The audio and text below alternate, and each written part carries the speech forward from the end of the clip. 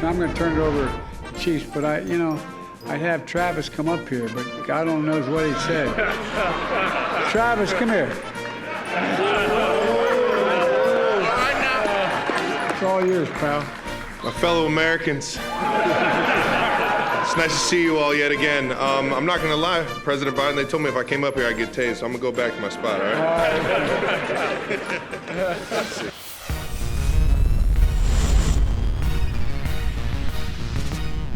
That was a moment from Friday at the White House. The Chiefs back for the second straight year.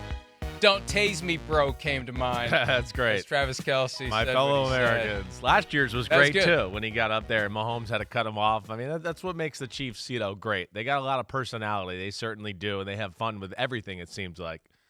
And then, to the delight of half the country and to the dismay of the other half, that's kind of how things go right now, the president actually put on the Chiefs helmet. Oh, right. Which that was rare, right? I mean, I'd never seen that before. Some sort of violation of an unofficial rule. Like, who gives a shit? I mean, really? That's what we're worried about right now? Yeah, that's it?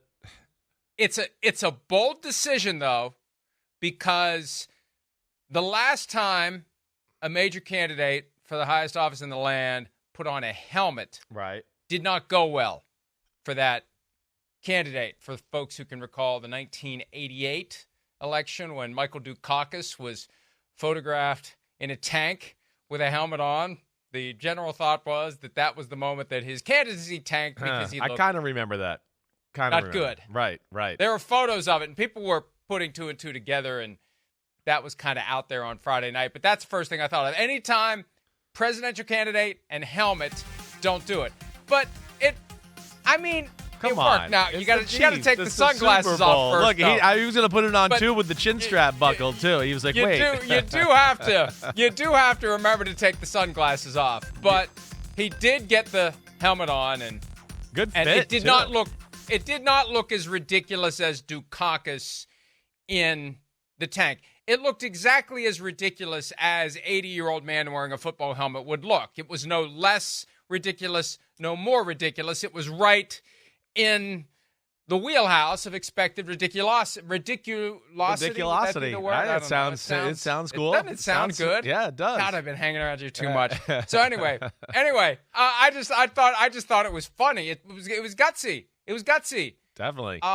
It could have gone a bunch of different ways, especially as he tried to put it on with his sunglasses still on, but they worked. Hey, gutsy, it's going to mess up your hair. Like, those helmets, it's not like when you first put them on, too. It's not like it's like, oh, that feels good. Like when you put it on. It hurts. Yeah. It hurts. Exactly. So you're a little like, oh, man. So, good for him for sucking it up a little there and throwing it on. And, yeah, I mean, having some fun, enjoying people that he's been around for the second year in a row and knows them a little bit.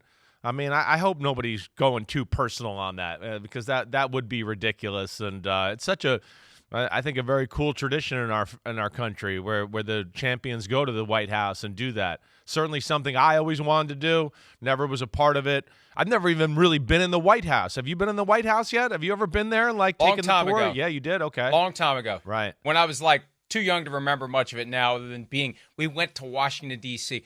Good friend of mine down the street, his family was going, and I got included somehow. And I went to Washington, D.C., and saw all the sights and went to the White House on the visitor tour where they probably take you through the area where, the president never goes. But still, that would have been, I think, when Ford was president. And then in 1976-ish, I believe, I went to see Ronald Reagan speak at the college that was like a stone's throw from my house, speaking in the gymnasium to whoever happened to show up. And my same friend, his dad dragged us over there on a Saturday morning. I wanted to go see some old man talk, but little did you know.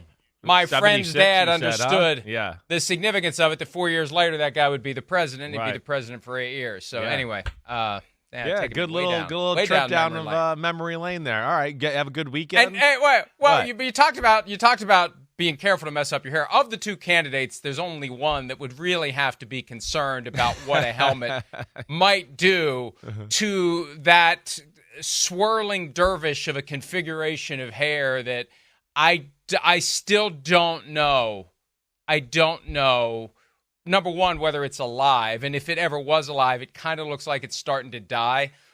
Like it's just kind of like the Seinfeld episode when they get the low flow shower head. It's just kind of like he's got there's something missing there to all of it. So whatever was being used to hold it together in the past is just kind of like deflating like a balloon. But regardless of the two candidates, I think only one has to worry about what the impact of the helmet would be on the helmet of hair that is carefully woven into place each and every morning, I would assume. No, well, yeah, I don't think Trump's putting the helmet on. I don't think. I was trying to be subtle, but yeah, so I was talking about RFK. I was talking about RFK. Yeah, I don't think he's gonna do that because if he does pull the helmet off, right, like where Joe's old and you're like, oh man, don't hurt your head there, be careful. Trump, I'm like, whoa, don't pull your helmet off there because your hair will end up being a meme everywhere, right? Well, I mean, who knows what it'll look like, but either way, it's good to see the president having fun doing this. Hi, it's Mike Florio. Thanks for watching PFT on YouTube. Hit subscribe for the latest news and analysis from Pro Football Talk.